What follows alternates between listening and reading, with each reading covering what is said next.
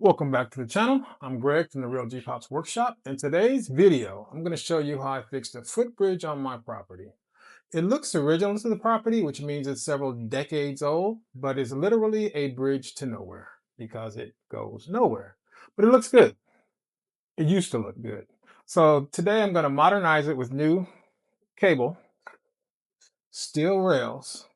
I'm going to refresh the pressurized wood frame and deck. And trust me, at the end, it came out nice. So sit back, relax, and see how I got this one done. From beginning to end. Quite the transformation.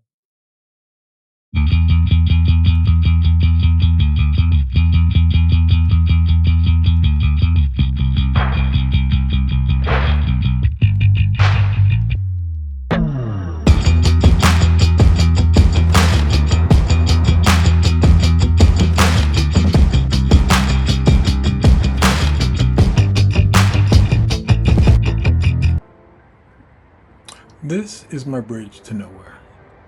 I don't know when it was built, who built it, or what their background in construction was at the time. But I can say it was probably done pretty well considering how long it's been here.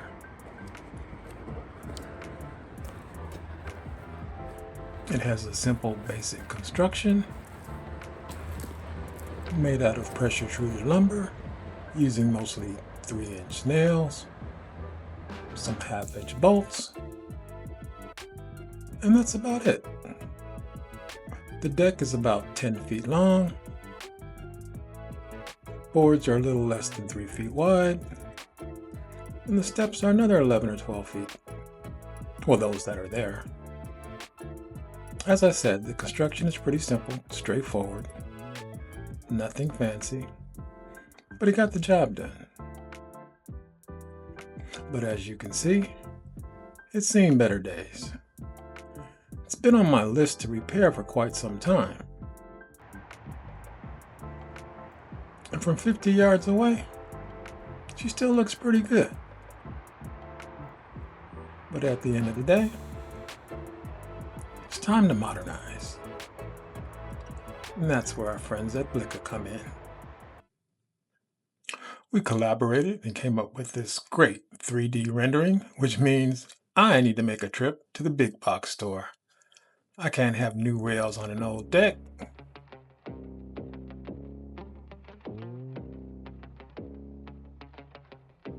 So this is what I came home with.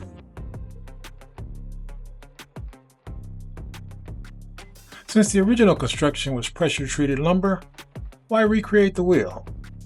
Let's just improve it.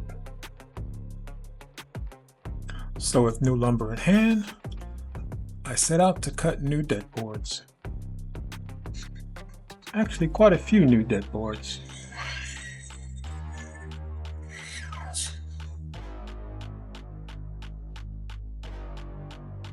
But it'll definitely be worth it.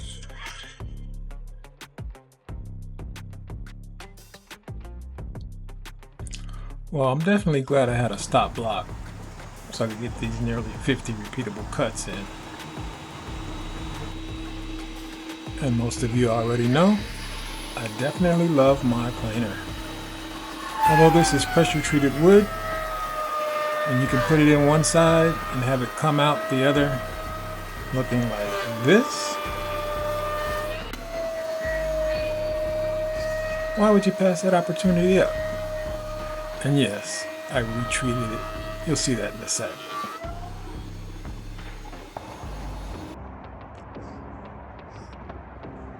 This deck is gonna look really nice. It's a little wider than before, and definitely better and stronger, and will last a little longer. This is the before. One last view before we get to dismantling.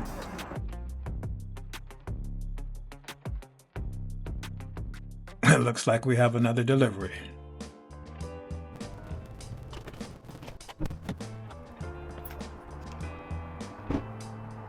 Well, let's see what our friends from BLIKA left at the front door. Looks like quite the haul.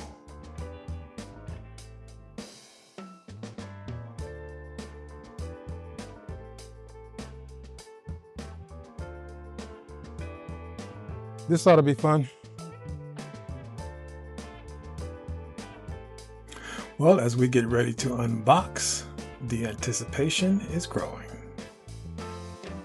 Everything was very well packaged, secure, safe. The shipping was a breeze.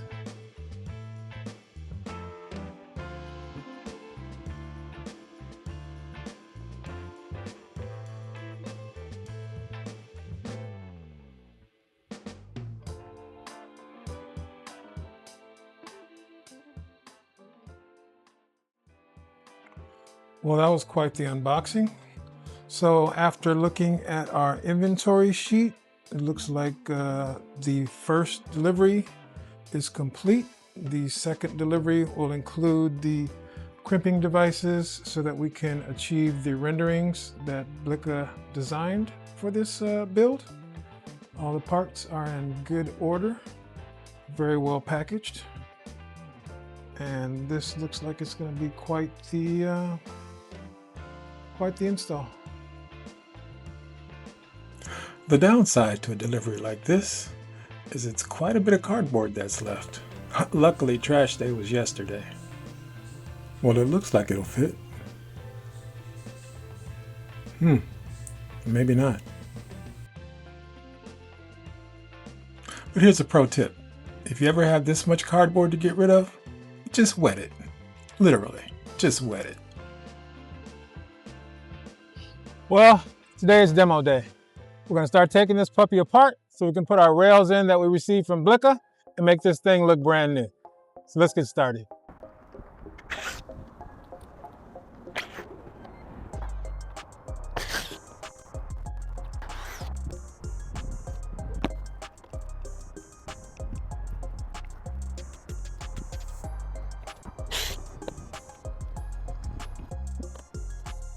Well, that first half went smoothly.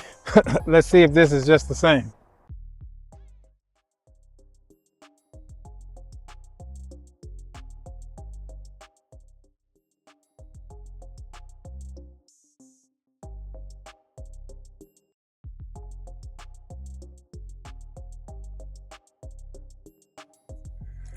Deconstruction is always the fun part, but it's still a lot of work. After about a half a day, I had to call for backup. I called my son in because I needed some brains and some muscle. We did some work on the underpinnings, lengthened the deck by a foot or so, straightened the stairs, and got the infrastructure ready for some new boards.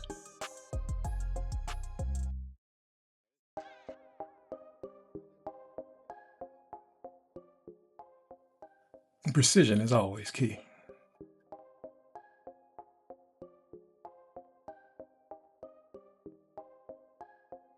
And because we had side-mounted posts, I had to take what were outside braces and put them inside where they wouldn't be seen. And that's where an extra set of hands definitely came in. And because I used side-mounted posts in this build, each of the 16 posts needed additional blocking so that it would line up perfectly with the new deck boards. So I batched those out,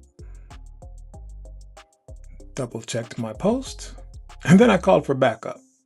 I called my daughter in so we could get the holes drilled perfectly so we could mount these on the side of the bridge. She was more than happy to help. I was more than happy to have her assistance. So as she finished up, I prepared for install.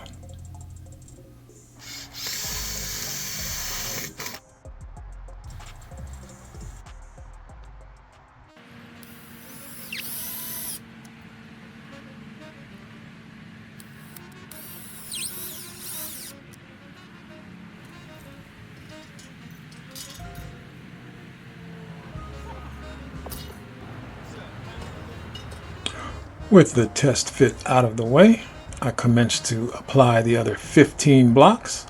So what I did was I clamped the box onto the side of the frame, used a lag bolt to hold it secure, came back with several 6-inch screws in addition to one more lag bolt, And then the post itself will have 4 lag bolts attaching it, so I don't think it will ever come off of the frame. Is that overkill? Of course it is. So we set out to install the remainder of the attachment blocks based on a prescribed distance. And we batched those out rather quickly. Luckily for us, it was a bright sunny day, as we can watch the sun move as we work.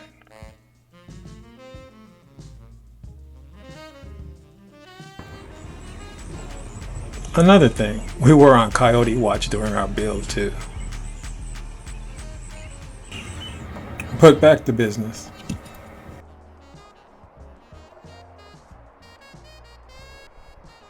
Framework is coming along very nice. Light years from where we started.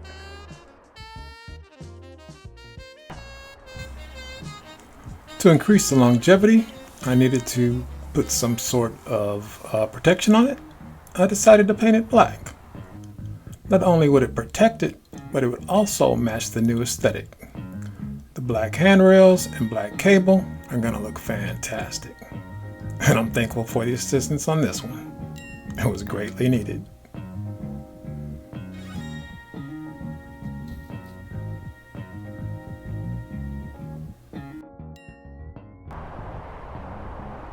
Our frame has been rebuilt, painted, everything is secure, and we are ready for our boards. I was so pleased with the frame, I quickly batched out the deck boards, lined those up. Luckily, those precision cuts came in handy and went together without a fuss.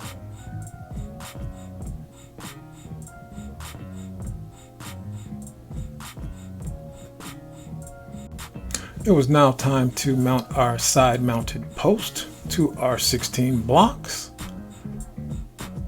They lined up perfectly with the outside of our new deck, nice and smooth.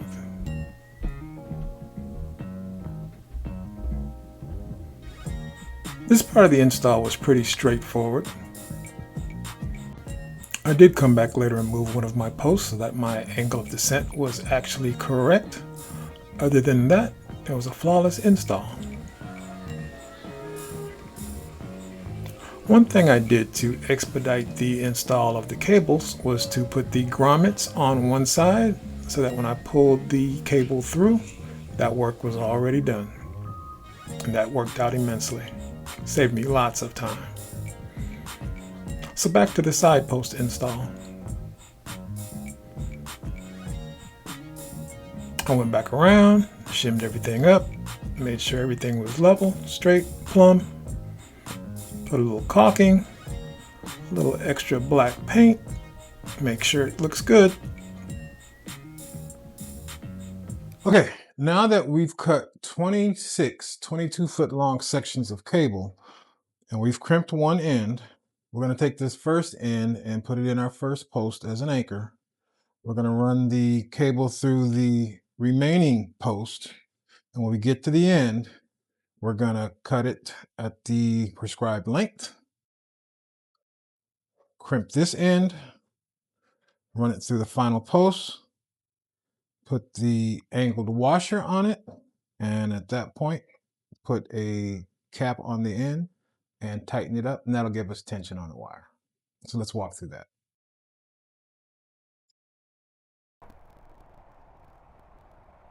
Now, before I run my cable, I like to back off of the end about 3/8 of an inch so that when it comes time to adjust it, I have some room to put some tension on the cable.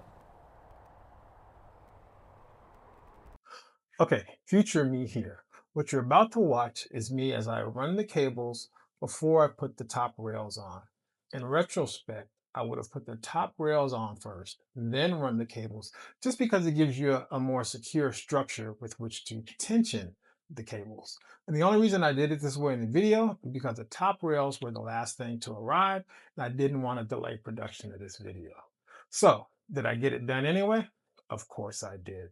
But a tip for you, if you want to do it, put the top rails on first, then run your cables. Now let's get back to the build. I then run the cable through the desired hole, grab a grommet,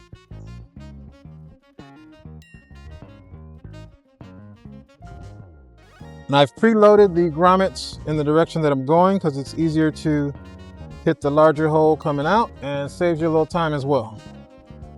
Got to be efficient when you're working by yourself. So you do this all the way down.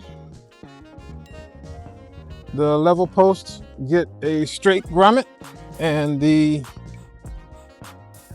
post on the steps get a slanted one. So we just string the cable through. It's a straight shot. And then on our particular application, we have hit steps. And these are angled downward. And they have now that we've reached the steps on our application, the wire cable is now going to come at an angle. So we put an angled grommet on it. And they are directional. And you simply continue to pull the cable through.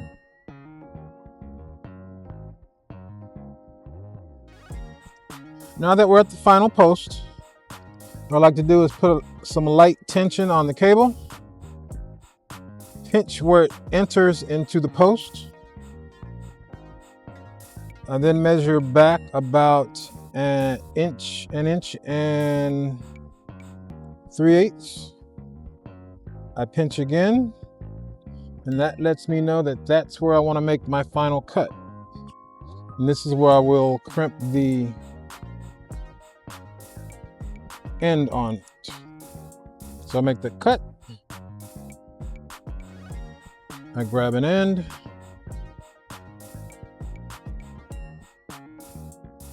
I insert the cable. And now I'm going to crimp it on. Once your crimp is complete, I like to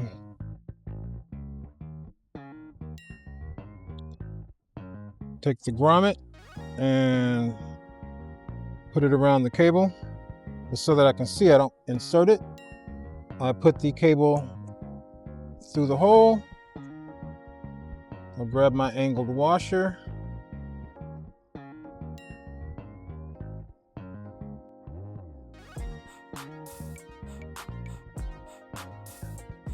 Because you can actually see the cable at this point. Start to twist on the end piece. And we're just getting it hand tight at this point right now.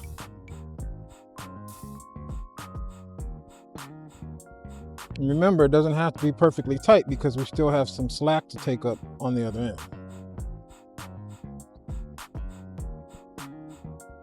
So at this point, your cable and grommet are installed. We'll put some tension on the other end and we'll tighten it up. So now we're just going to repeat that 20 some odd more times. At this point, I've decided to string all my lines and see if that will help expedite the process, so that all I'm doing at the end is crimping all of the wires as opposed to doing them one after the other. And while BLIKA supplied this cable reeling system to me at no cost, I must say it was easy to install, their customer service was impeccable, and the quality is outstanding. Their shipping method and packaging were great too, and I would definitely recommend this product, and I am looking for somewhere else to utilize it. And the crimper will definitely give you an arm workout. But it worked flawlessly.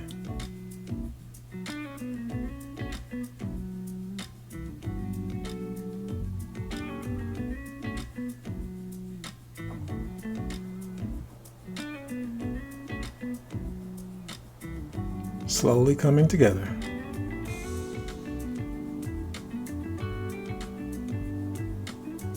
What's great is the view is now improved 100%. The cables are practically invisible.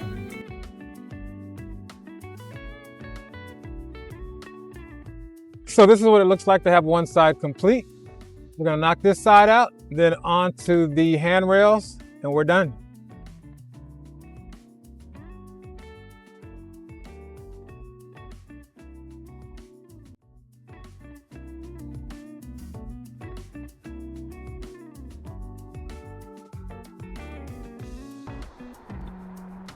I'd say she's looking splendid at this point.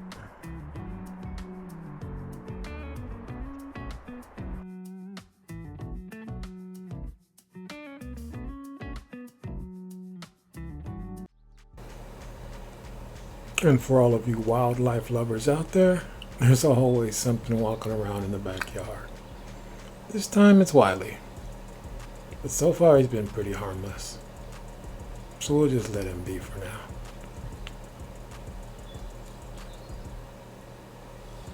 He could use a bath.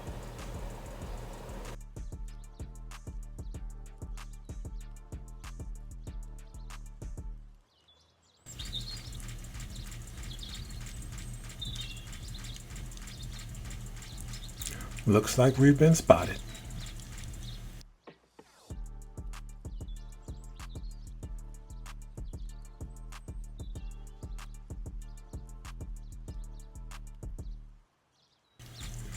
Now back to my arm workout. But seriously, it really wasn't that bad.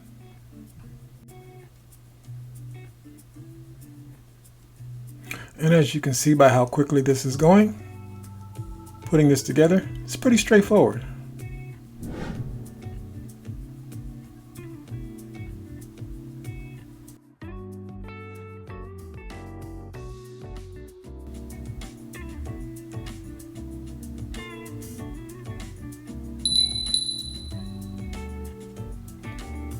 Like and subscribe.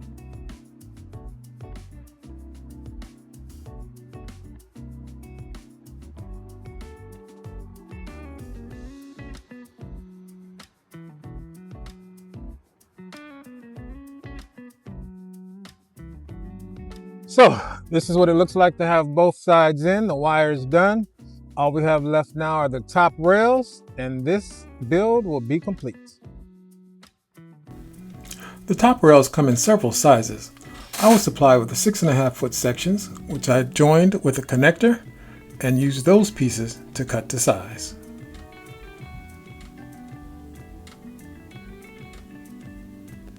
BLIKA also supplies an angled adapter for when you get to stairs.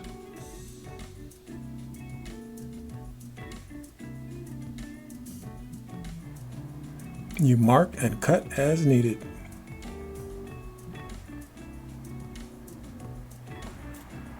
There are several ways to cut this. I just happen to have one of these, but use your tool of choice.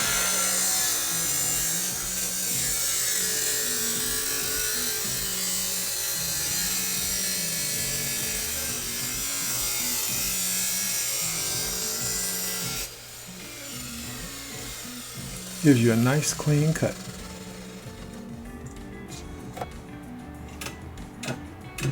And their quality connectors keep the rails nice and straight. Just secure it with a few screws.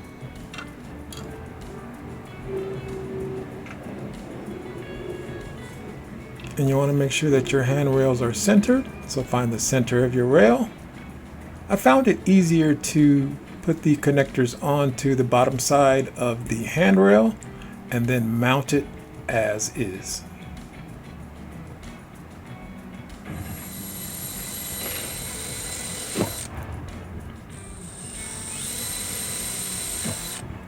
And you can mount these several different ways as well. You can use self-tapping screws, or as I did, I pulled out the tap and die set, and it worked out fine. But if you don't have one, self-tapping metal screws work just as well.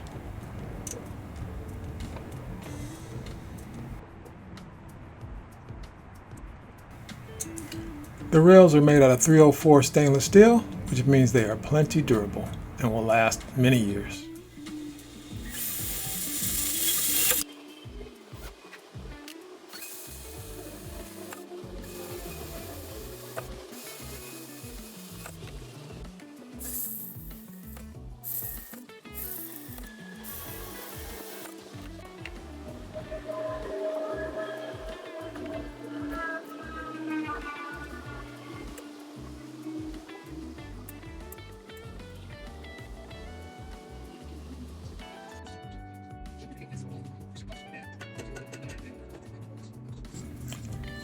To ensure my rails were straight, I used some extra blocking to keep them in line and secured them with screws. Definitely helped.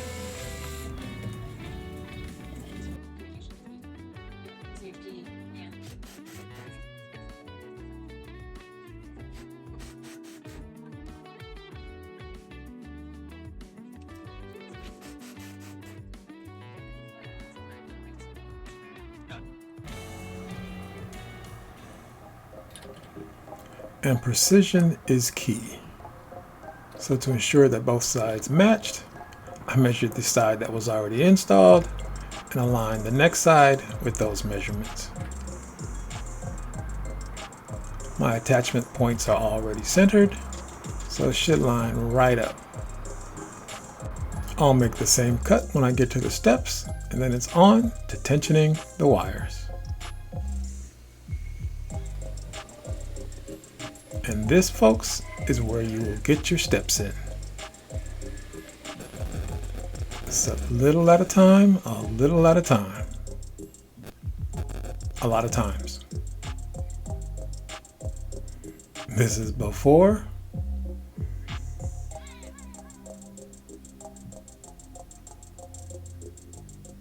And this is what we worked for. What a difference.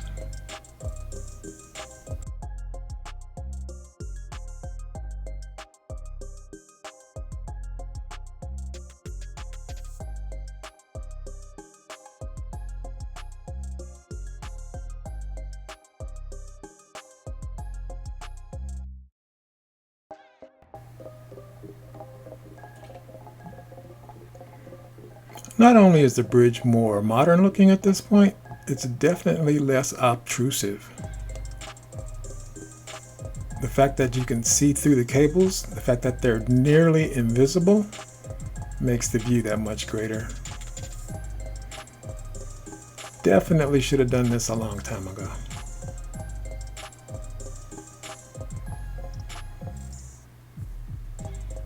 Now all I need is a destination on the other side.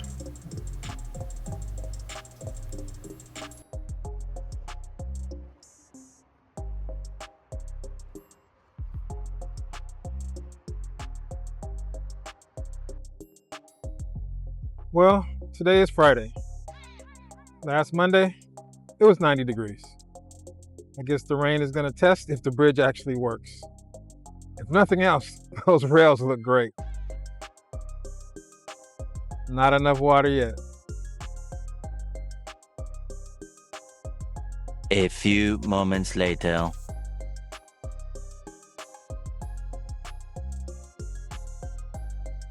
They say timing is key. We were able to finish the bridge build just in time. We have raging waters in the area right now, and we can safely cross the overflow. So I hope you enjoyed that. That was another fun build. I want to thank the family members that came out to assist me with this. Without your help, I couldn't have gotten this done. I want to thank BLIKA for supplying the components to make this happen. It turned out very well. But most of all, I want to thank the viewers. And to do so, I worked with BLIKA. If you're interested in a system like this, go to their website, link below, and use GPOPS10 at checkout, and you will receive a full 10% discount. So with that, please like, subscribe, comment, and share. And I'll catch you on the next one.